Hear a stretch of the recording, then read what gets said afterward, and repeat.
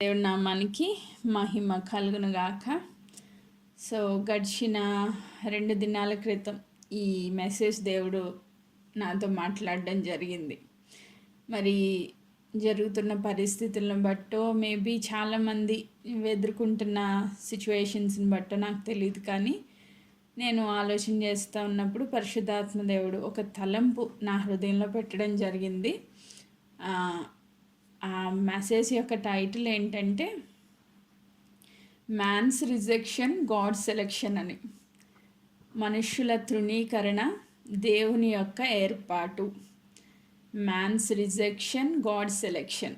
ఈ మాట చాలా బలంగా దేవుడు మాట్లాడుతూ వచ్చారు. సో మరి ఎంతమంది ఈ సిచ్యువేషన్స్ త్రూ వెళ్తున్నారో నాకు తెలీదు, కానీ పరిశుద్ధాత్మ దేవుడు చాలా క్లియర్గా ఈ మాట చెప్పమని నాకు దేవుడు బయలుపరుస్తూ వచ్చారు. సో మనుష్యుల తృణీకరణ దేవుని యొక్క గొప్ప ఏర్పాటుకు మూలం. ఆమేన్. ఈ లోకంలో దేవుడు ఘనులైన వారిని ఎన్నుకోలేదు. ఈ లోకంలో దేవుడు గొప్పవారిని ఎన్నుకోలేదు. ఈ లోకంలో దేవుడు జ్ఞానవంతుల్ని ఎన్నుకోలేదు. మన ఎంపిక వాగ్దానం చూస్తే ఈ లోకంలో దేవుడు ఎవరిని ఎన్నుకున్నారంట? వెర్రివారిని ఎన్నుకున్నారంట, జ్ఞానం లేని వారిని ఎన్నుకున్నారంట, తృణీకరించబడిన వారిని ఎన్నుకున్నారంట. ఆమేన్. సో ఒకవేళ మనందరం కూడా ఒకవేళ ఇలాంటి సిచ్యువేషన్స్ గుండా వెళ్తూ ఉంటే, అంటే మనుషులు మిమ్మల్ని తృణీకరిస్తూ ఉంటే, మిమ్మల్ని గాయపరుస్తూ ఉంటే, బాధ పెడతా ఉంటే, అసలు ఎందుకు పనికిరాని వాడివని ఒకవేళ రిజెక్ట్ చేస్తూ ఉంటే, ప్రైజ్ గాడ్, దేవుడికి మీరు చాలా పనికొస్తారని అర్థం. ఆమేన్.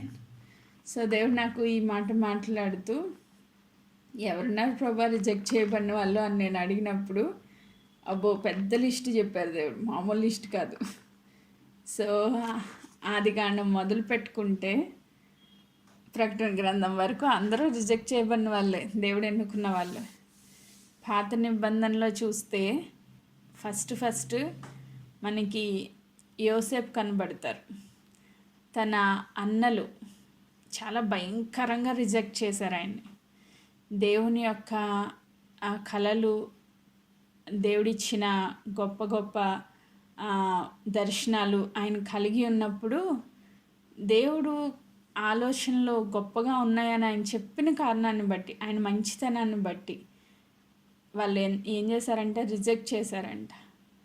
అన్నదమ్ములే కాదు, తండ్రి కూడా గద్దిస్తారు కల విన్నప్పుడు. నేను కూడా నీకు సాగిలపడాలా, నీ తల్లి కూడా సాగిలపడుతుందా అని.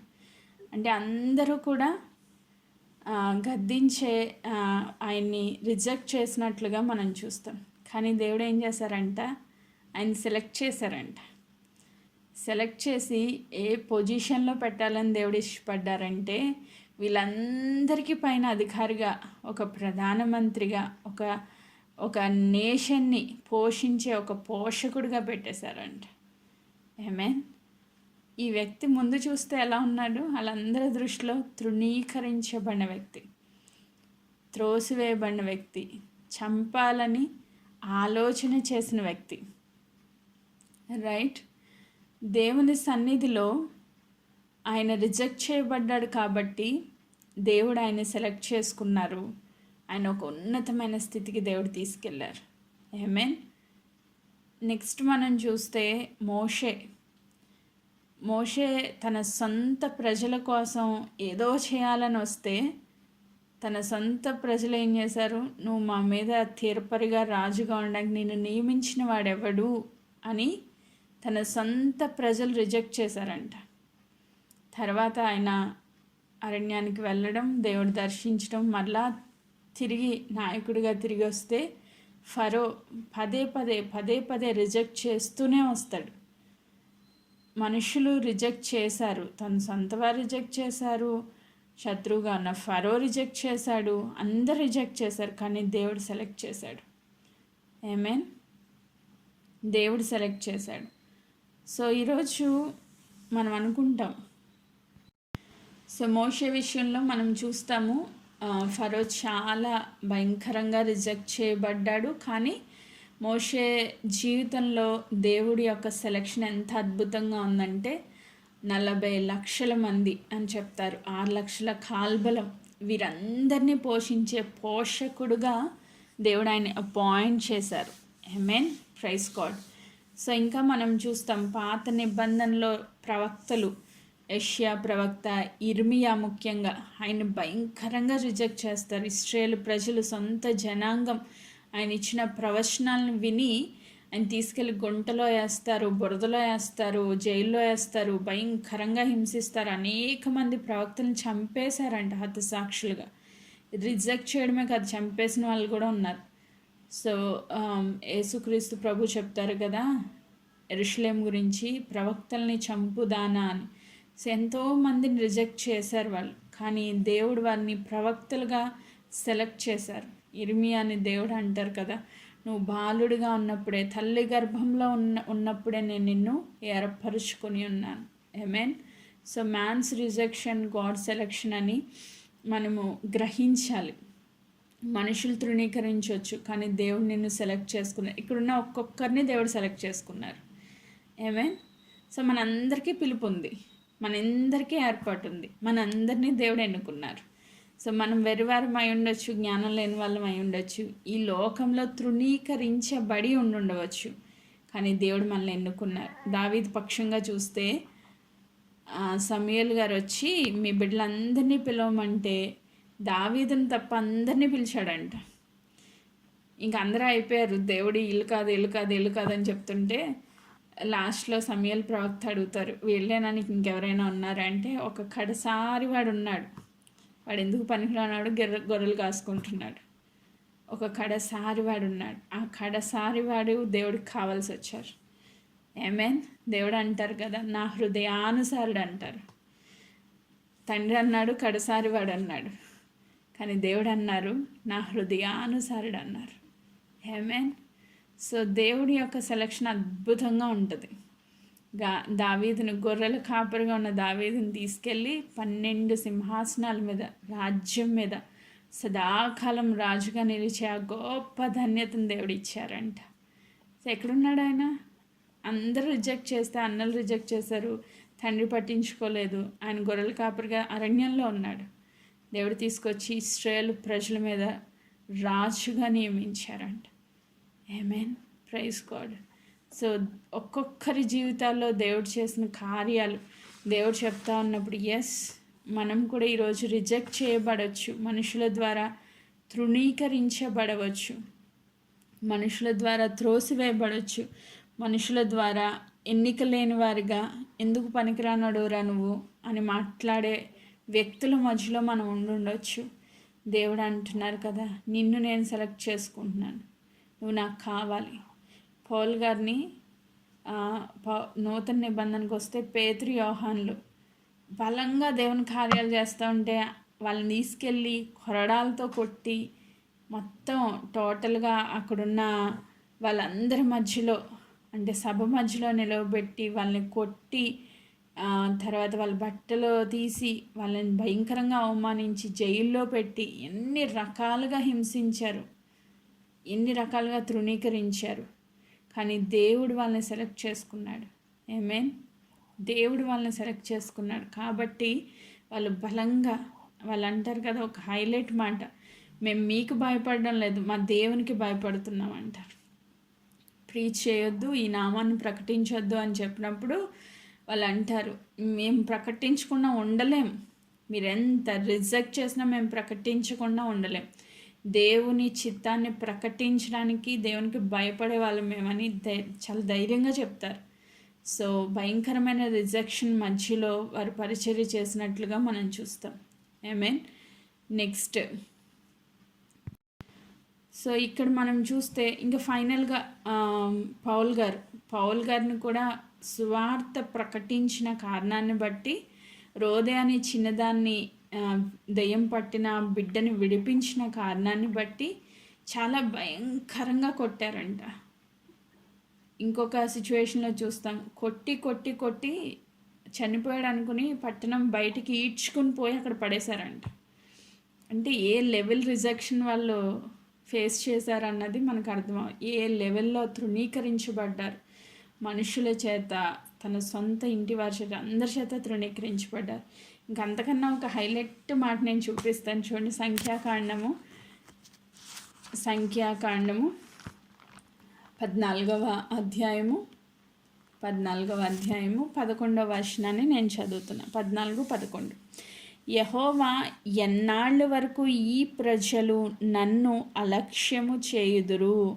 ఎన్నాళ్ళ వరకు నేను వారి మధ్య చేసిన సూచక క్రియలన్నింటినీ చూసి నన్ను నమ్మకయుందురు?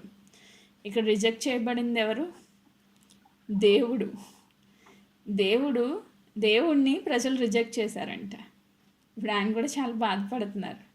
ఇప్పుడు రిజెక్ట్ చేసినప్పుడు సంతోషంగా ఉంటుందా, బాధగా ఉంటుందా? చాలా బాధ ఉంటుంది. దేవుడే బాధపడుతున్నారంట. ఎన్నాళ్ళ మట్టుకి ప్రజలు నన్ను తృణీకరిస్తారు? ఎన్నాళ్ళ మట్టుకు నేను చేసిన సూచక క్రియల్ని ప్రజలు నమ్మరు అని మోషేని అడుగుతున్నారు దేవుడు. ఎన్నాళ్ళు భరించాలి వీళ్ళు? ఎన్నాళ్ళు నేను చేసిన కార్యాలు వీళ్ళు అర్థం చేసుకోరు, అండర్స్టాండ్ చేసుకోరు అని.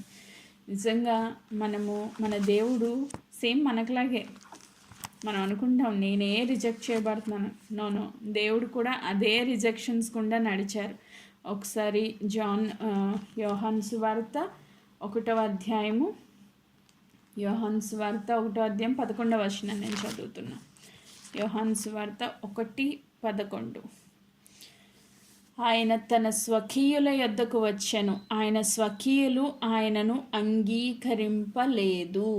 యేసుక్రీస్తు ప్రభు గురించి రాయబడిన మాట. ఆయన ఎక్కడికి వచ్చారంట? తన సొంత ప్రజల దగ్గరికి వచ్చారంట. స్వకీయులు దగ్గరికి వచ్చినప్పుడు వాళ్ళు ఏమి పోల్పాని పేయలేదు దేవుడికి. వాళ్ళు ఏం చేశారు? వాళ్ళు దేవుణ్ణి రిజెక్ట్ చేశారు, అంగీకరించలేదు, తృణీకరించారు. తన సొంత ప్రజలతో యేసుక్రీస్తు ప్రభు తృణీకరించబడ్డారు. నెక్స్ట్ ఇంకొక మాట చూస్తే మార్కు సువార్త 6వ అధ్యాయము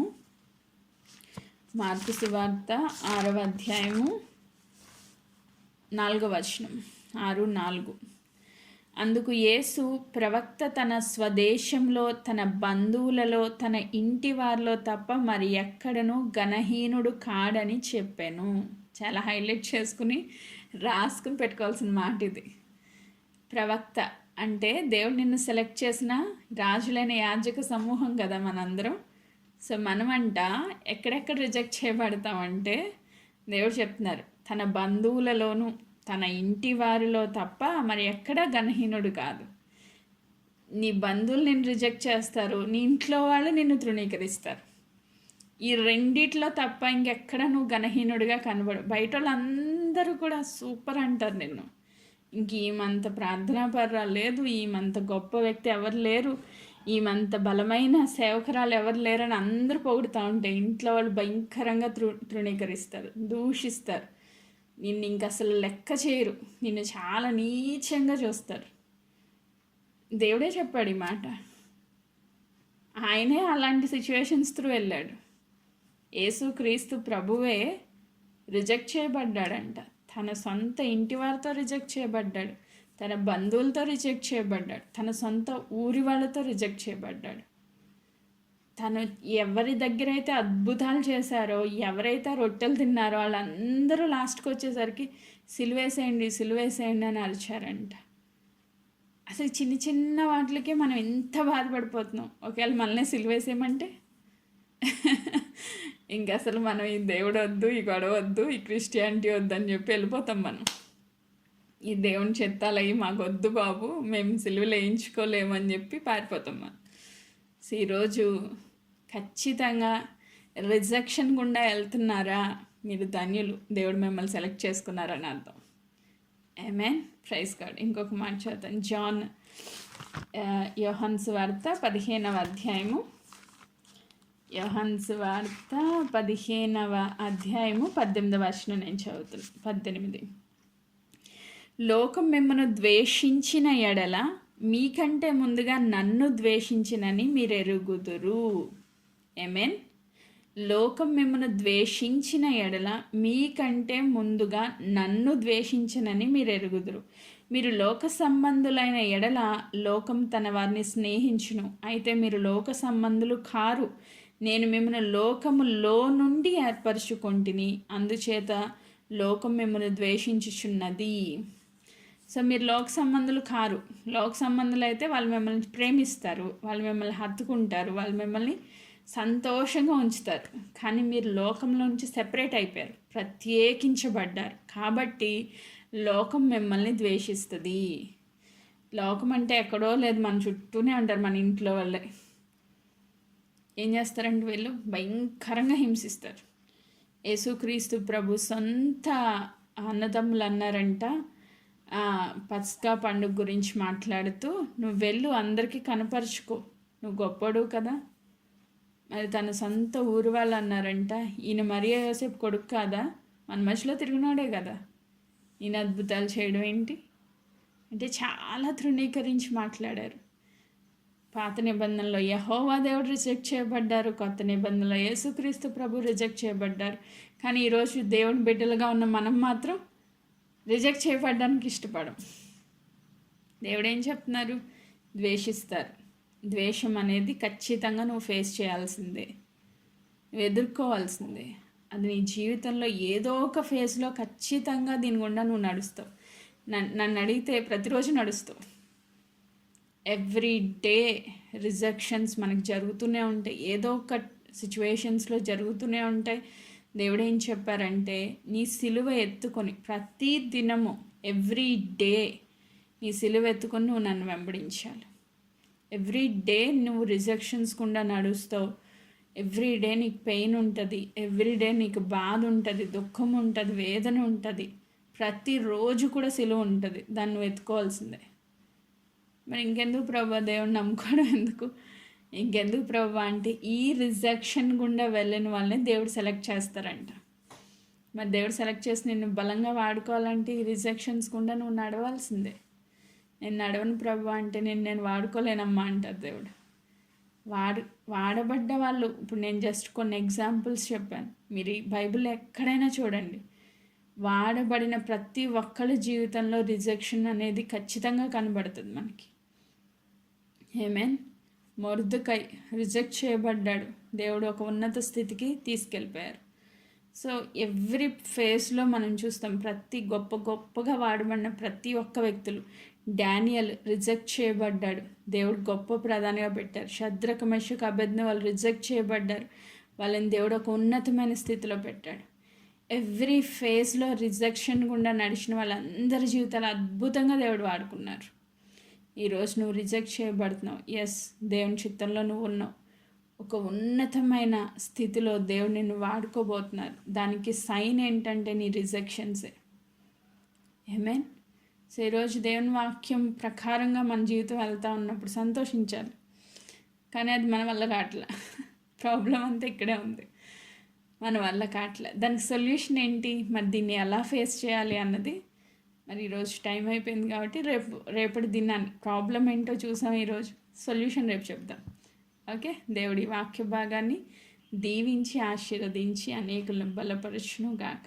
ఆమేన్. దేవుని నామానికి మహిమ కలుగును గాక. నిన్నటి దినాన్ని మొదలుపెట్టిన టాపిక్ ఈరోజు ప్రభు చిత్తానుసారంగా మనం క్లోజ్ చేసుకుందాం. టైటిల్ వచ్చి మ్యాన్స్ రిజెక్షన్ గాడ్ సెలెక్షన్ అని దేవుడిచ్చిన మాట మనం ధ్యానం చేసుకుంటూ వచ్చాం. అయితే ఒక్క మాట చదువుతాను బైబిల్ గ్రంథంలో నుంచి. 1 కొరింథీయులకు రాసిన పత్రిక, అపోస్తలుడైన పౌలు గారు 1 కొరింథీయులకు రాసిన పత్రిక 1వ అధ్యాయము 26వ వచనం. 1వ అధ్యాయము 26వ వచనం. సహోదరులారా, మిమ్మును పిలిచిన పిలుపును చూడుడి. మీరు మీలో లోకరీతిని జ్ఞానులైనను ఘనులైనను గొప్ప వంశము వారైనను అనేకులు పిలువబడలేదు. కానీ ఏ శరీరియు దేవుని ఎదుట అతిశయింపకుండునట్లు జ్ఞానులను సిగ్గుపరచుటకు లోకంలో నుండి వెర్రివారిని దేవుడు ఏర్పరచుకొని ఉన్నాడు. బలవంతులైన వారిని సిగ్గుపరచుటకు లోకంలో బలహీనులైన వారిని దేవుడు ఏర్పరచుకొని ఉన్నాడు. ఎన్నికైన వారిని వ్యర్థము చేయుటకు లోకంలో నీచులైన వారిని, తృణీకరింపబడిన వారిని, ఎన్నిక లేని వారిని దేవుడు ఏర్పరచుకొని ఉన్నాడు. అయితే ఆయన మూలంగా మీరు క్రీస్తు యేసునందు ఉన్నారు. ఆమేన్. Praise God. ఈరోజు దేవుడు మనల్ని ఎన్నుకోవడానికి మనలో దేవుడు చూసిన ఒక గొప్ప క్వాలిటీ ఏంటంటే మనము తృణీకరించబడిన వారము అని. ఆమేన్. ఎన్నిక లేని వారము అని. ఆమేన్. మనం జ్ఞానవంతులమని దేవుడు కోరుకోలేదు. మనం ఈ లోకంలో గొప్పవారని దేవుడు కోరుకోలేదు. మనము ఏదో ఎన్నికైన వంశంలో నుంచి వచ్చామని కూడా దేవుడు కోరుకోలేదు. సో ఈ లోకంలో వస్తున్న భయంకరమైన రిజెక్షన్స్ గుండా నడుస్తూ ఉన్న ప్రతి బిడ్డ యొక్క హృదయ స్థితిని ఎరిగిన దేవుడు ఈ లోకములో నుంచి ప్రత్యేకించుకుని మనల్ని ఎన్నుకున్నారు. సో ఎన్నుకున్నారు, చాలా బాగుంది. దేవుడు మనల్ని సెలెక్ట్ చేసుకున్నారు, ఆ విషయం మనకు అర్థమవుతూ ఉంది. అయితే ఇప్పుడు మరి తృణీకరణల గుండా నడుస్తూ ఉన్నప్పుడు మనం ఏం చేయాలి, ఎలా రియాక్ట్ అవ్వాలి, మన జీవితంలో ఎలాంటి పరిస్థితులు వచ్చినప్పుడు మనం ఎలా దాన్ని ఫేస్ చేస్తూ వెళ్ళాలి అన్న దాని గురించి పరిష్కార మార్గంగా మొట్టమొదటిగా మన జీవితంలో ఏం జరిగినా దానికి ఒక సొల్యూషన్ ఏంటి అంటే మొదటి పాయింట్ ప్రార్థన. నువ్వు ఎలాంటి పరిస్థితిలో ఉన్నా ఉన్న బలంగా ఎక్కడికి వెళ్ళాలి, దేవుని పాదాల చెంతకి వెళ్ళాలి. ఎన్నోసార్లు ఇంట్లో గొడవలైనప్పుడు, లేకపోతే ఎవరైనా నిన్ను తృణీకరించినప్పుడు, బంధువుల మధ్యలో అవమానాలు కలిగినప్పుడు చాలా కృంగుదల వస్తుంది. ఫస్ట్ భయంకరమైన కృంగుదల వస్తుంది. సో ఆ టైంలో మనం ఏం చేయాలంటే ఒంటరిగా కూర్చుంటే ఆ కృంగుదలలో మనం ఇంకా కృంగిపోతాం, ఇంకా బలహీనమైపోతాం. ఇంకా సాతాను ఆ టైంలో ఎవరైతే బలహీనంగా ఉన్నారో వాళ్ళ మీద దాడి చేయడం మొదలు పెడతాడు. ఈరోజు మనం వింటున్నాం, గడ్డి మందు తాగారండి పలానా వాళ్ళు, లేకపోతే ఏదో తాగారు. మన గ్రూప్లో ఉన్న వాళ్ళ రిలేటివ్స్ నుంచి చాలా మెసేజెస్ మనకు వస్తూ ఉన్నాయి, చూస్తూ ఉన్నాం మనం. ప్రభుకు స్తోత్రం, మన గ్రూప్లో ఉన్న వాళ్ళు కాదు, అందుని బట్టి దేవునికి వందనాలు. ఎందుకంటే వాక్యం వింటూ ఉన్న వాళ్ళ జీవితాల్లో ఇంత భయంకరమైన డెసిషన్స్ తీసుకోరు. కానీ వీళ్ళందరూ ఎవరంటే వాక్యం సరిగ్గా పడలేని వాళ్ళు అనమాట. దేవుడు మనల్ని ప్రేమించి ఆయన మన కోసం దిగి వచ్చి ప్రాణం పెట్టి మనల్ని కొనుక్కున్నారు. ఈ జీవితం మనది కాదు అంతం చేసుకోవడానికి. ఈ జీవితం ఎవరిది? పౌలు గారు చెప్తారు కదా, నేను క్రీస్తునందున్నాను, నేను నూతన సృష్టి, జీవించుచున్నది నేను కాదు, నాలో క్రీస్తే జీవించుచున్నారు అని. సో రక్షణ పొందిన మనము మన శరీరం మీద మనకు హక్కు లేదు. నువ్వు చంపుకోవడానికి నీకు హక్కు లేదు. దేవుడు ఆ రైట్ మనకి ఇవ్వలేదు. ఆయన విలువైన రక్తంతో ప్రాణంతో మనల్ని కొనుక్కున్నాక ఆయన చిత్తం నెరవేర్చడానికి మనం ఇక్కడ బ్రతికి ఉన్నాం. సో దేవుని సన్నిధికి వెళ్ళాలి. ఫస్ట్ మెడిసిన్ ఏంటంటే ప్రార్థన. ఎవరి జీవితాల్లో ఉన్న చూడండి, కృంగుదల గుండా వెళ్ళినప్పుడు వాళ్ళు ఫస్ట్ ప్రేయర్కి వెళ్తారు, దేవునికి కనెక్ట్ అయి ఉంటారు. సో గొప్పగా సక్సెస్ అయిన వాళ్ళందరి జీవితాల్లో ప్రార్థన అనే ఆయుధాన్ని పట్టుకుని ఆ రిజెక్షన్ని ఎదుర్కొన్నట్లుగా మనం చూస్తాం. సో బెస్ట్ ఎగ్జాంపుల్, అన్నింటికి ఎగ్జాంపుల్స్ ఇవ్వలేం కానీ టైం సరిపోదు. అపోస్తుల కార్యాలు 4వ అధ్యాయము, అక్కడ మనం చూస్తాం 3వ అధ్యాయంలో ఒక కుంటివాడిని స్వస్థపరిచినందుకు భయంకరంగా హింసించి, దూషించి, అపహసించి, తృణీకరించి, అనామం పేరిట వాళ్ళని ప్రకటించొద్దు అని బెదిరించి, కొట్టి, అవమానపరిచి, అంత భయంకరమైన శ్రమల తర్వాత అపోస్తులు అంటే దేవుని శిష్యులు ఎలా వాళ్ళు రియాక్ట్ అయ్యారు అంటే 23వ వచనం, 4:23, వారు విడుదల నొంది తమ స్వజనుల యొద్దకు వచ్చి ప్రధాన యాజకులు పెద్దలు తమతో చెప్పిన మాటలన్నింటినీ వారికి తెలియజేసిరి. వారు విని ఏక మనసుతో దేవునికి ఇట్లు బిగ్గరగా మొర్రపెట్టిరి. ఏం చేశారు? మొర్రపెట్టారు. సో వాళ్ళకి వచ్చిన అవమానంలో, నిందలో, రిజెక్షన్లో వాళ్ళు ఏం చేశారంటే బిగ్గరగా ప్రార్థన చేశారంటే దేవునికి. ఆమేన్. వాళ్ళు ప్రార్థన చేస్తే ఆ ప్రార్థన దేవుని సన్నిధికి చేరి అక్కడున్న చోటంతా కంపించిందంట. 31లో ఉంటుంది. అపోస్తులు 4:31లో వారు ప్రార్థన చేయగానే వారు కూడి ఉన్న చోటు కంపించెను. అప్పుడు వారందరూ పరిశుద్ధాత్మతో నిండిన వారే దేవుని వాక్యంను ధైర్యంగా బోధించిరి. సో నువ్వున్న పరిస్థితుల్లో, రిజెక్షన్స్లో నువ్వు ఫస్ట్ తీసుకోవాల్సిన స్టెప్ ఏంటంటే దేవుని సన్నిధికి వెళ్ళి ప్రార్థన చేయడం. ఆమేన్. ఆ ప్రార్థన చేసినప్పుడు దేవుడు ఏం చేస్తారంటే ఆయన ఆత్మచేత మనల్ని ధైర్యపరుస్తారు.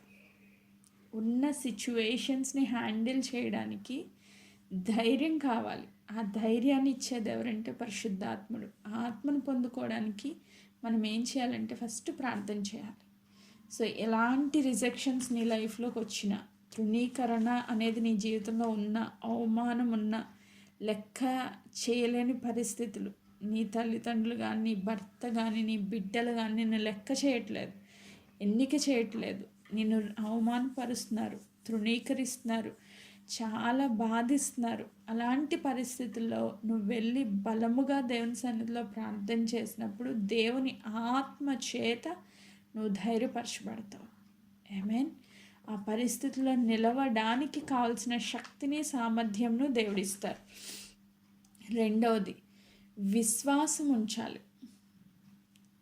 మనకున్న ఈ పరిస్థితులను జయించాలి అంటే రెండవ ఆయుధం ఏంటంటే విశ్వాసం. మొదటిది ప్రార్థన అయితే రెండవది విశ్వాసం. విశ్వాసం ఉన్నప్పుడు మనము ఆలోచన చేస్తే మనము వారి కోసం ఈ లోకంలో బ్రతకడం లేదు కదా. మనం బ్రతికేది ఈ లోకంలో భర్త కోసమో, బిడ్డల కోసమో, తల్లిదండ్రుల కోసమో, ఇరుగు పొరుగు వాళ్ళ కోసమో కాదు. మనం బ్రతికేది, మన బ్రతుకు దేవుని యందు విశ్వాసము చేత. హబక్కుకు భక్తుడి దగ్గర రాస్తారు కదా, నీతిమంతుడు ఎలా జీవిస్తాడంట? విశ్వాసము చేత జీవిస్తాడంట. ఎలాంటి విశ్వాసాన్ని మనం కలిగి ఉండాలి? జీవముతో కూడిన నిరీక్షణ కలిగి మనం జీవించాలి. జీవముతో కూడిన విశ్వాసం. ఆమేన్. అంటే మనము జీవించేది ఎవరి కోసం? దేవుని కోసం. నేను మనుషులు తృణీకరించారని నువ్వు వెళ్ళి సూసైడ్ చేసుకున్నావు అనుకో, అంటే నువ్వు వాళ్ళ కోసం జీవిస్తున్నావు కాబట్టి, వాళ్ళు తృణీకరించారు కాబట్టి నువ్వు బతకాలని లేదు, అంతే. నువ్వు బ్రతికేది దేవుని కోసం అయినప్పుడు, విశ్వాసం దేవుని మీద ఉన్నప్పుడు మనుషులు తృణీకరిస్తే ఏంటి, తృణీకరించకపోతే ఏంటి? యేసుక్రీస్తు ప్రభుని కూడా తృణీకరించారు. సొంత ఇంటి వారు తృణీకరించారు, చుట్టూ ఉన్న తన సొంత ఊరి వారు తృణీకరించారు, అక్కడ ఉన్న యెరూషలేములో ప్రజలందరూ తృణీకరించారు. కానీ ప్రభు 33.5 సంవత్సరాలు పరిచయం చేయడానికి మూలం ఏంటంటే తండ్రి యందు ఉన్న విశ్వాసముతో ఆయన చిత్తం నెరవేర్చడానికి ప్రభు ఈ లోకంలో జీవించారు. ఆమేన్. సో మొదటిది ప్రార్థన అయితే, రెండోది మన దేవుని యందు పరిపూర్ణమైన విశ్వాసం. దేవుడు నన్ను ఈ లోకంలోనికి తీసుకొచ్చారంటే నా పట్ల ఒక ఉద్దేశం ఉంది, అది నెరవేర్చడానికి నేను బ్రతకాలి. ఆమేన్. దాన్ని ఫుల్ఫిల్ చేయడానికి మనం బ్రతకాలి. కాబట్టి రెండవ గొప్ప ఆయుధం, నీతిమంతుడు విశ్వాస మూలమున జీవించును. నెక్స్ట్ మూడవది, ఫిలిప్పీలకు రాసిన పత్రిక 4వ అధ్యాయము. ఫిలిప్పీలకు రాసిన పత్రిక 4వ అధ్యాయము 13వ వచనం నేను చదువుతాను. 4:13. నన్ను బలపరచువాని యందు నేను సమస్తము చేయగలను. ఆమేన్. ఈ మాట పౌలు గారు ఎలాంటి స్థితిలో చెప్తున్నారంట? ఆయన నేను ఉన్నత స్థితిలో ఉన్నాను, దీన స్థితిలో ఉన్నాను,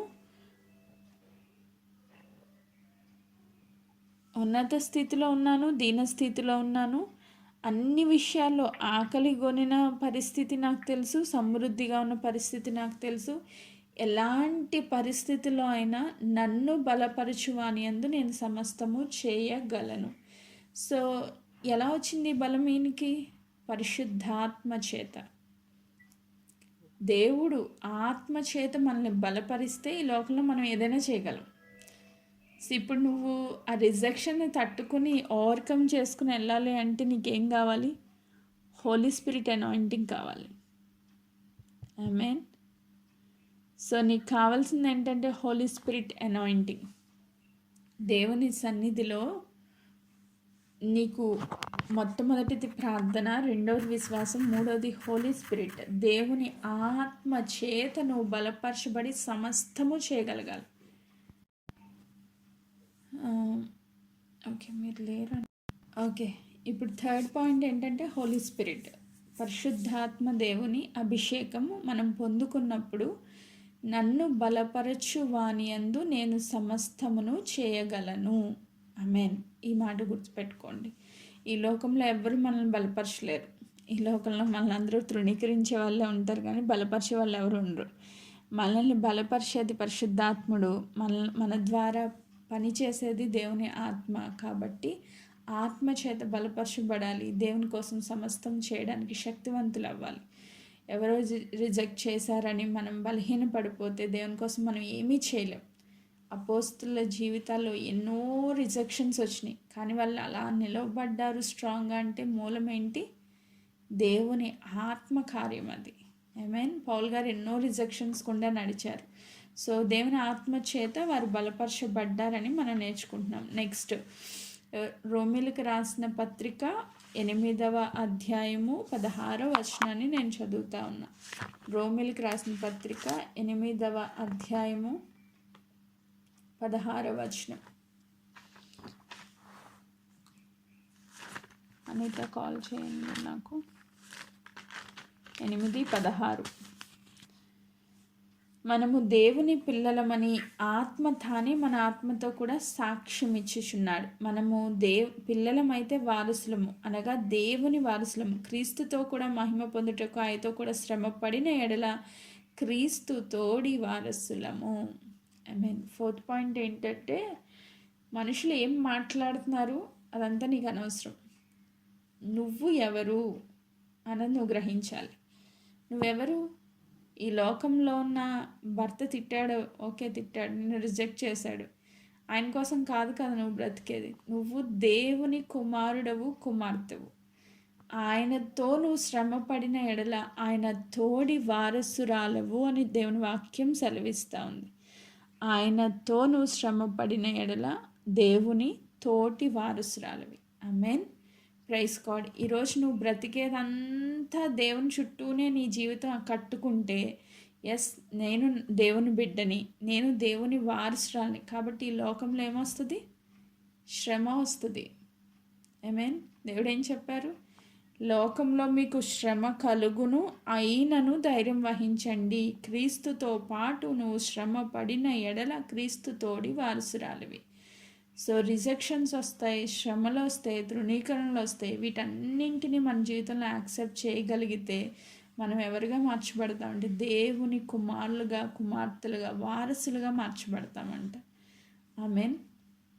సో ఈరోజు నువ్వు ఎవరో గ్రహిస్తే ఈ లోకం గురించి నువ్వు ఆలోచించు, బాధపడవు. ఎవరో నన్ను తృణీకరించారని కూర్చున్నాడు. నువ్వు ఎవరు అంటే దేవుని కుమార్తెవి, కుమారుడివి. ఆమేన్. Praise God. దేవుని వారసురాలివి. మనము చాలా విలువైన వారమని మనం గుర్తించాలి. యోహాను సువార్త 3:16 అంటారు కదా, దేవుడు లోకమును ఎంతో ప్రేమించెను. ఈ లోకంలో మనుషుల ప్రేమ కోసం మనం చాలా ఆశపడతాం. నా భర్త నన్ను ప్రేమిస్తే బాగుండు, బిడ్డలు ప్రేమిస్తే బాగుండు, తల్లిదండ్రులు ప్రేమిస్తే బాగుండు. ఈ లోకంలో ఎవడు ప్రేమించడు. ఆ ప్రేమలన్నీ స్వార్థపూరితమైనవి. అవసరాల కోసం ప్రేమించే వాళ్ళే ఉంటారు ఈ లోకంలో. కానీ నిస్వార్థంగా శాశ్వతమైన ప్రేమతో మనల్ని ప్రేమించింది ఏకైక ప్రేమమయుడు ఎవరైనా ఉన్నారంటే దేవుడు ఒక్కరే. ఆమేన్. నిన్ను తన కుమార్తెగా స్వీకరించి, నిన్ను శాశ్వతంగా ప్రేమించి, నిన్ను విడువను ఎడబాయనని వాగ్దానం చేసి, నీ కోసం పరలోకాన్నే విడిచిపెట్టి భూలోకానికి వచ్చిన దేవుని కోసం ఈ లోకంలో మనం బ్రతకాలి. ఆమేన్. Praise God. సో మొదటిగా ప్రార్థన, రెండవదిగా విశ్వాసము, మూడవదిగా పరిశుద్ధాత్మ నింపుదల, నాలుగవదిగా నువ్వు ఎవరో గుర్తించాలి. నువ్వు దేవుని బిడ్డవని గుర్తించాలి. నువ్వు దేవుని బిడ్డవు కనుక దేవుడు నిన్ను అత్యధికంగా ప్రేమిస్తున్నారు కనుక ఈ లోకంలో ఏ ప్రేమ నీకు చెందకపోయినా, నీకు దక్కకపోయినా నువ్వు బాధపడాల్సిన అవసరం లేదు. ఆమేన్. యేసుక్రీస్తు ప్రభు ఈ లోకంలో పాపుల్ని ప్రేమించి పాపుల దగ్గరికి వచ్చారంట. ఆయన అందరూ ద్వేషించినా కూడా ఆయన ఏం బాధపడలా. అయ్యా వీరు తెలియకే చేస్తున్నారు, వీరిని క్షమించు అని ప్రార్థన చేశాడు ఆయన, అందరూ రిజెక్ట్ చేసినప్పుడు కూడా. కాబట్టి ఈరోజు మనం ఎవరము అని మనం తెలుసుకోవాలి. నెక్స్ట్ ఇంకొక మాట చదువుతున్నాను. యోహాను సువార్త 14వ అధ్యాయం 16వ వచనం 16 నుంచి 18 వరకు చదువుకున్న. యోహాను 14 16 నుంచి 18 వచనాలు. నేను తండ్రిని వేడుకొందును, మీ యొద్ద ఎల్లప్పుడూ ఉండుటకై ఆయన వేరొక ఆదరణకర్త అనగా సత్యస్వరూపియగు ఆత్మను మీకు అనుగ్రహించును. లోకం ఆయన చూడలేదు, ఆయన ఎరగలేదు కనుక ఆయన పొందనేరదు. మీరు ఆయన్ను ఎరుగుదురు, ఆయన మీతో కూడా నివసించును, మీలో ఉండును. మిమ్మను అనాథలుగా విడువను, మీ యొద్దకు వత్తును. కొంతకాలమైన తర్వాత లోకం నన్ను చూతురు. ఆమేన్. సో ఇక్కడ ఏం చెప్తున్నారు?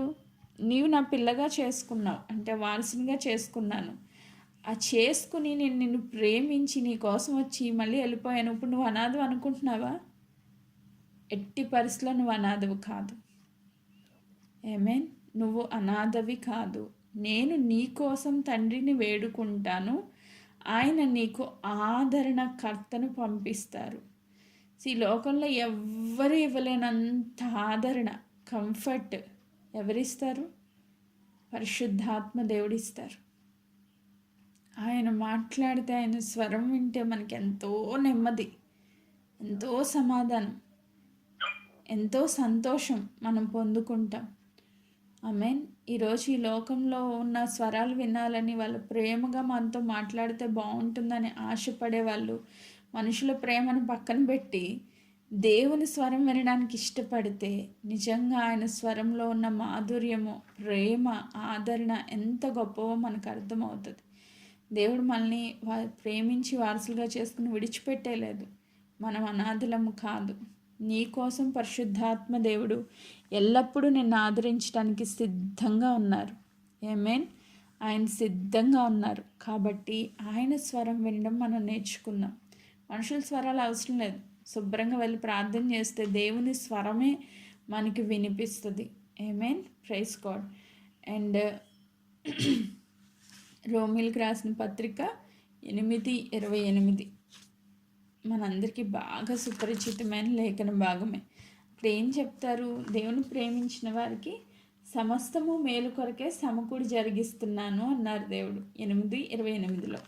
సో దేవుణ్ణి ప్రేమించిన వారికి అంటే నువ్వు దేవుని బిడ్డగా మార్చబడి ఆయన్ని ప్రేమిస్తున్నావంటే నీకు వస్తున్న ప్రతి సిచ్యువేషను నీ మేలు కొరకే, ప్రతి రిజెక్షను నీ మేలు కొరకే.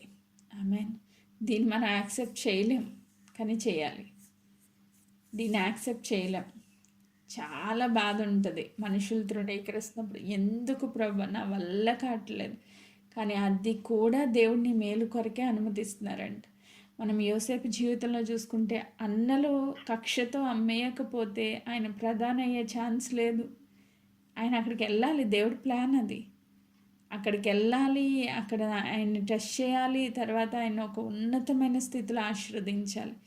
డానియల్ని శత్రు రాజ్యానికి అప్పగించకపోతే అక్కడికి వెళ్ళి ఆయన సింహాల బోన్లో వేసి తృణీకరించకపోతే దేవుని యొక్క మహిమ అక్కడ ఎవ్వరికీ బయలుపరచబడేది కాదు. సో అది గాడ్స్ ప్లాన్. సో దేవుని ప్లాన్లో నిన్ను రిజెక్ట్ చేయడానికి మనుషుల్ని పెడతారు. ఆ రిజెక్షన్ గుండా నువ్వు వెళ్ళినప్పుడు గాడ్స్ గొప్ప విజన్, ఆ ప్లాన్స్ అనేవి మన జీవితంలో ఫుల్ఫిల్ అవుతాయి. ఆమేన్. సో దాన్ని మనం యాక్సెప్ట్ చేయాలి. హామాన్ వచ్చి మొర్దెకైని చంపడానికి ప్లాన్ చేయకపోతే, ఆయన్ని రిజెక్ట్ చేయకపోతే యూదులు గొప్ప స్థితిలోనికి వెళ్ళే వాళ్ళు కాదు. ఆ దేశంలో వాళ్ళు బానిసలు. ప్రతి సిచ్యువేషన్ తీసుకోండి, అక్కడ గాడ్స్ ప్లాన్ అనేది ఖచ్చితంగా ఉంటుంది. నువ్వు వెళ్తున్న ప్రతి రిజెక్షన్, నువ్వు వెళ్తున్న ప్రతి తృణీకరణ వెనకాల దేవునికి ఒక గొప్ప ఉద్దేశం ఉంది. దాన్ని మనం గుర్తెరగాలి. ఆమేన్. సో అందుకే దేవుడు అంటారు, నన్ను ప్రేమించిన వారికి సమస్తము, దేవుని ప్రేమించిన వారికి అనగా ఆయన సంకల్పం చొప్పున పిలువబడిన వాళ్ళకి సమస్తము మేలు కొరకే సమకూడి జరుగుచున్నవని ఎరుగుదుము. ఎరుగుతున్నామా? మనం ఎరగం. అన్నీ తెలుసు మనకి, వాక్యాలు అన్నీ తెలుసు, కానీ ఆ సిచ్యువేషన్ వచ్చేసరికి ఇది నా కీడు కొరకే వచ్చింది అనుకుంటాం. కాదు, అది మేలు కొరకే దేవుడు అలౌ చేశారు. ఆమేన్. దాన్ని మనం యాక్సెప్ట్ చేయగలగాలి. సో ఈరోజు ప్రార్థన, రెండోది విశ్వాసము, మూడోది పరిశుద్ధాత్ముడు, నాలుగోది నువ్వు ఎవరు అని గుర్తించి నువ్వు దేవుని బిడ్డవి కనుక ఆయన శక్తితో ఆయన నిన్ను ప్రేమిస్తున్నాడు అని గుర్తించి, ఆయన గ్రహించి, ఆయన ఆత్మ చేత నింపబడి ఆయన వారసుడిగా మార్చబడాలి. అండ్ సమస్తము నీకు మేలు కొరకే సమకూడి జరుగుతున్నాయని నువ్వు ఎరగాలి. ఆమేన్. Praise God. ఇంకొంచెం ముందుకు వెళ్తే టైం అయిపోతుంది. అపోస్తుల కార్యములు 5వ అధ్యాయము 29వ వచనం. ఇంకా చాలా వర్సెస్ నేను రాసుకున్నాను. అపోస్తుల కార్యాలు 5వ అధ్యాయము 29వ వచనం. అందుకు పేతురు అపోస్తులను, మనుషులకు కాదు, మేము దేవునికే లోబడవలెను కదా. సో రిజెక్షన్స్ గుండా వెళ్ళినప్పుడు ఫస్ట్ ప్లేస్ దేవునికి ఇచ్చేయాలి. ఆమేన్. మేము లోబడేది మనుషులకు కాదు, దేవునికే అని పేతురు గారు చెప్తున్నారు. సో అపోస్తుల కార్యాలు మొత్తం చదవండి. దేవుని చిత్తానికి వాళ్ళు సంపూర్ణంగా వాళ్ళని వారు లోబరుచుకున్నారు. కాబట్టి వాళ్ళంత ఘనమైన పరిచర్య చేయగలిగారు. వాళ్ళు ఎంత తృణీకరించబడ్డారో అంత పవర్ఫుల్గా వాడబడ్డారు. ఆమేన్. జస్ట్ ఒక మాట చెప్పి నువ్వు లేచి నడువు అన్నప్పుడు ఒకళ్ళు లేచి నడిచాడని అంత రిజెక్షన్ వచ్చేసింది ఆయనకి. కానీ ఆ తర్వాత చూస్తే 5వ అధ్యాయంలో బహుబలంగా ఆయన నీడ పడితే స్వస్థత, రోగులందరూ విడుదల పొందారంట. అందరూ స్వస్థత. ఆయన ఎక్కడికి వెళ్తే అక్కడ విడుదల, స్వస్థత. అంత అద్భుతంగా దేవుడు ఆయన వాడుకోవడానికి ఒకే ఒక కారణం, ఫస్ట్ ప్లేస్లో దేవుని పెట్టారు. ఆమేన్. మనం తృణీకరించబడుతున్నప్పుడు మనం ఫస్ట్ ప్లేస్లో దేవుని పెట్టాలి. సో దేవుని కోసం ఒకవేళ నింద వచ్చిందా, అవమానం వచ్చిందా, ధన్యులు. ఆమేన్. మత్తయి సువార్తలో రాస్తారు కదా, నీతి నిమిత్తం హింసించబడువారు ధన్యులు, పరలోక రాజ్యం వారిది. ఆమేన్. సో ఈరోజు ఈ నిందలు వస్తున్నాయి, అవమానాలు వస్తున్నాయి, హింసలు వస్తున్నాయి, తృణీకరణలు వస్తున్నాయి, మీరు ధన్యులు. ఆమేన్. అండ్ ఫైనల్గా సమరయ స్త్రీని మనం చూస్తాం. ఆమె 5 భర్తలు విడిచిపెట్టేశారు. ఎక్కడ ప్రేమ అనేది ఆమె పొందుకోలేదు. అందరూ రిజెక్ట్ చేసుకుంటూ వెళ్ళిపోయారు. ఆమె గురించి సమాజం కూడా చాలా వ్యతిరేక ధోరణిలో ఆలోచిస్తుంది. కాబట్టి ఆమె ఎవ్వరూ లేని టైంలో వాటర్ చేదుకోవడానికి వస్తూ ఉంది. సో చాలా తృణీకరించబడిన స్త్రీ. కానీ దేవుడు ఆమెను ఎలా చూశారు? అంత రిజెక్ట్ చేయబడిన స్త్రీని దేవుడు ఆత్మతో సత్యంతో ఆరాధించే స్త్రీగా చూశారు. ఆమేన్. ఒక గొప్ప స్వార్థికురాలుగా మార్చారు. ఆ ఉన్న స్థితిలోనూ దేవుడు ఆమెని అంగీకరించారు. నువ్వు మారుమనసు పొందు, పశ్చాత్తాపడు, అప్పుడు నా దగ్గరికి రా అనలేదు ఆయన. నేను ఇచ్చే ఈ జీవ జలపు నది ప్రవాహంలో నువ్వు తాగితే నువ్వు ఎప్పుడు దప్పికొనవు అన్నారు. ఒకటే మాట. అంటే నా ప్రేమను నువ్వు రుచి చూస్తే నువ్వు వెనక్కి తిరిగి వెళ్ళవు. ఈ లోకంలో ఉన్న మనుషుల ప్రేమల కోసం ప్రయాసపడవు. 5 భర్తలను ట్రై చేసిందంట, నన్ను ప్రేమించేవాడు ఎవడైనా ఉన్నాడని. ఎవడో ప్రేమించలే. ఇప్పుడు ఇంకొకటి కోసం తిరుగుతూ ఉందామె. అంటే ప్రేమ కోసం పరితపిస్తూ ఉంది, కానీ ఎవడు ప్రేమించేవాడు లేడు ఆమెని. ప్రభువే ఆమె హృదయాన్ని చూసి ఆయనే నడుచుకుంటూ ఆమె దగ్గరికి వెళ్ళిపోయాడంట. ఇప్పుడు అదే దేవుడు నడుచుకుంటూ మన దగ్గరికి కూడా వచ్చారు. ఆమెన్. నడవకపోతే పరిశుద్ధ ఆత్మ చేత మనల్ని దర్శిస్తూ వచ్చారు. ఆమెన్.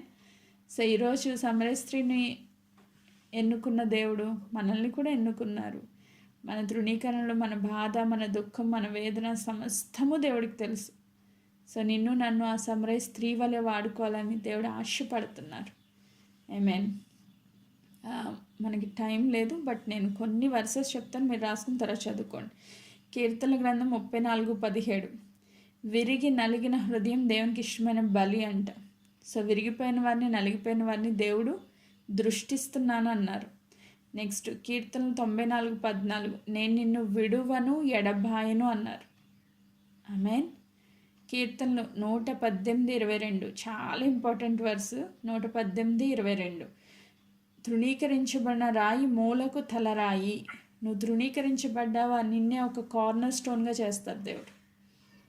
ఆమేన్. ఒక మూల రాయిగా నీ కుటుంబంలో ఏంటి, నీ పరిచర్లో ఏంటి, నీ బంధుమిత్రుల్లో ఏంటి, నిన్ను ఒక కార్నర్ స్టోన్గా దేవుడు చేస్తారు. ఆమేన్. Praise God. యెషయా గ్రంథం 41:9-10.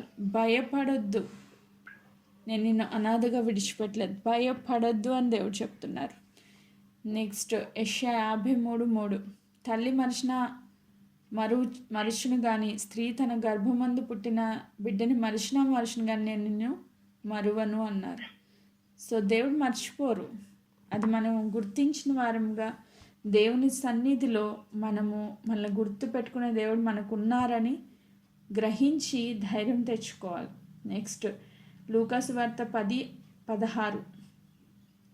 మీరు తృణీకరించబడినప్పుడు, మీరు నిరాకరించబడినప్పుడు మిమ్మల్ని కాదు తృణీకరించేది, నన్ను పంపించిన నా తండ్రిని అని చెప్తారు. రిజెక్ట్ చేయబడేది మీరు కాదు, మీ పక్షంగా నేను రిజెక్ట్ చేయబడుతున్నాను అంటారు. అలాగే జాన్ ఇప్పుడే మనం చదువుకున్న, నేను మిమ్మల్ని అనాథలుగా విడిచిపెట్టాను. అండ్ ఫైనల్గా ఒక్క వర్స్ నేను చదివి ముగిస్తాను. అమ్మ ఈ ఫోన్లో మ్యూట్ పెట్టండి, పద్మాంటి మ్యూట్ పెట్టండి. మొదటి పేతురు పత్రిక ఫైనల్గా ఒక్క వర్స్ చదువుతాను. మొదటి పేతురు పత్రిక 2:4, 2వ అధ్యాయము 4వ వచనం. మొదటి పేతురు పత్రిక 2వ అధ్యాయము 4వ వచనం. మనుష్యుల చేత విసర్జింపబడినను దేవుని దృష్టికి ఏర్పరచబడినదియు అమూల్యమును సజీవమైన రాయగు ప్రభునద్దకు వచ్చిన వారై యేసుక్రీస్తు ద్వారా దేవునికి అనుకూలమగు ఆత్మ సంబంధమైన బలులు అర్పించుటకు పరిశుద్ధ యాజకులుగా ఉండునట్లు మీరును సజీవమైన రాళ్ల వలె ఆత్మ సంబంధమైన మందిరముగా కట్టబడుచున్నారు. ఆమేన్. మనుష్యుల చేత విసర్జింపబడినను, మొదటి మాట. మీరందరూ ఎవరు అని దేవుడు చూస్తుందంటే మనుషుల చేత విసర్జింపబడినవారు అంటే తృణీకరించబడినవారు అని. దేవుని దృష్టికి ఏర్పరచబడిన అమూల్యమైన సజీవమైన రాయి. ఆమేన్. సో మనం అందరం ఎవరు అంటే దేవుని చేత ఏర్పరచబడిన అమూల్యమైన బిడ్డలం.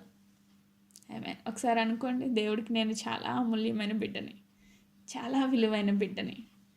నన్ను రక్తమిచ్చి కొనుక్కున్నాడు ఆయన. సో ఈ లోకంలో ఎవరు రిజెక్ట్ చేస్తే ఏంటి, దేవుడికి నువ్వు చాలా అవసరం, నిన్ను చాలా ప్రేమిస్తున్నారు దేవుడు. సో ఈ లోకంలో ఉన్న వారి కోసం బ్రతకడం కాదు, దేవుని కోసం బ్రతకడం నేర్చుకుంటే ఈ లోకంలో ఉన్న అందరికన్నా ఉన్నతమైన పొజిషన్లో, ది బెస్ట్ పొజిషన్లో దేవుడు నిన్ను పెడతారు. అప్పుడు వాళ్ళు తెలుసుకుంటారు. వాళ్ళుగా తెలుసుకోవాల్సిన ఫస్ట్ మనం తెలుసుకోవాలి, మనం ఎవరు, మనం ఏర్పరచబడిన వాళ్ళం. ఆమేన్. అమూల్యమైన రాయలం, సజీవమైన రాయలం, దేవుని ఆత్మ సంబంధమైన మందిరాలుగా మనం కట్టబడుతున్న వాళ్ళం. ఆమేన్. ఈరోజు ఈ విషయాలన్నీ నిజంగా మీ హృదయంలో భద్రపరచుకుంటే నన్ను వాళ్ళు తిట్టారు, వీళ్ళు కొట్టారు అని ఏడ్చే ఆ పరిస్థితి పోతుంది ఇంకా. సో దాన్ని మొత్తం కంప్లీట్గా వదిలేసేయాలి. ఆలోచన కూడా మనకి రానివ్వద్దు. నేను ఎవరు రిజెక్ట్ చేసినా నో ప్రాబ్లం, గాడ్ సెలెక్ట్ చేశారు నేను. ఆమేన్. మనుషులు రిజెక్ట్ చేశారు కానీ దేవుడు నిన్ను సెలెక్ట్ చేశారు. ఇంకా ఒక గొప్ప మాట ఏంటంటే, అది వర్స్ నేను కరెక్ట్గా నోట్ చేయలేదు. Praise God. అని చాలా నాకు ఇష్టమైన మాట. అవమానాన్ని నిర్లక్ష్య పెట్టి, కరెక్ట్గా నేను వర్స్ నోట్ చేయలేదు కానీ అవమానాన్ని నిర్లక్ష్య పెట్టి సిలువని సహించి ఏం చేశారంట, ఎంత గొప్ప సాక్షి సమూహం. హెబ్రీ పత్రికలో ఉంటుంది. హెబ్రీ పత్రిక 12వ అధ్యాయము, ఇది కూడా చదివేసి మనం క్లోజ్ చేసుకుందాం. 12వ అధ్యాయం 2వ వచనం. మనము కూడా ప్రతి భారంను సులువుగా చిక్కులు పెట్టు పాపంను విడిచిపెట్టి విశ్వాసమునకు కర్తయు దాన్ని కొనసాగించేవాడువైన యేసు వైపు చూచుచు మన ఎదుట ఉంచబడిన పందెములో ఓపికతో పరిగెత్తుదము. ఆయన తన ఎదుట ఉంచబడిన ఆనందము కొరకే అవమానాన్ని నిర్లక్ష్యపెట్టి సిలువను సహించి దేవుని సింహాసనం యొక్క కుడిపార్శ్వమున ఆసీనుడై ఉన్నాడు. మన ప్రభు వెళ్ళిన బాటలో మనం వెళ్ళాలి. కాబట్టి ఇప్పుడు మనం ఎలా ఉండాలంట, మన ముందు ఉంచబడిన ఆనందము కొరకు అవమానాన్ని నిర్లక్ష్య పెట్టాలండి. మనమేమో లక్ష్యం చేస్తాం, ఎవరు తిట్టాడా అదే గుర్తుంటుంది, ఇంకా మైండ్లో అదే తిరిగేస్తూ ఉంటుంది, దాన్ని మనం లక్ష్యం చేస్తాం. కానీ దేవుడు ఏమంటున్నారు, నిర్లక్ష్యం చేయండి అంటున్నాడు. సో అవమానాన్ని అసలు పట్టించుకోవద్దు, దాన్ని వదిలేసేయండి, దాన్ని అసలు మీ మైండ్లోంచి తీసేయండి. నిర్లక్ష్య పెట్టి సిలువను సహించి, సో నిన్ను చాలా బాధ పెడుతున్నారు, దాన్ని నువ్వు ఓర్చుకో. ఎందుకంటే మన ముందు చాలా గొప్ప ఆనందం ఉంది. సో దేవుని సింహాసనంకి కుడిపార్శ్వమున దేవుడు ఆసీనుడై అంటే అదే సింహాసనం మనకు కూడా ఇవ్వడానికి దేవుడు ఇష్టపడుతున్నారు.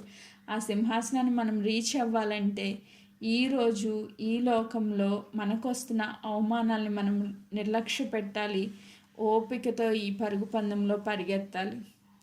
క్విట్ అవ్వడానికి లేదు. మనం చాలామంది సూసైడ్స్ ద్వారా క్విట్ అయిపోదాం అనుకుంటున్నారు, కానీ మనకు ఆ ఛాన్స్ దేవుడు ఇవ్వాల. సో మనం మనవారం కాదు, క్రీస్తు వారం కాబట్టి ఓపికతో పరిగెత్తాలి. క్విట్ అయ్యే ఛాన్స్ లేదు కాబట్టి మన ముందున్న ఆనందం కోసం మనం పరిగెత్తాలి. మనం పొందుకోబోయే పరలోక పట్టణం కోసం ఆలోచించాలి. దేవుడిని నిన్ను ఎంతగా ప్రేమిస్తున్నారో నువ్వు గుర్తెరగాలి.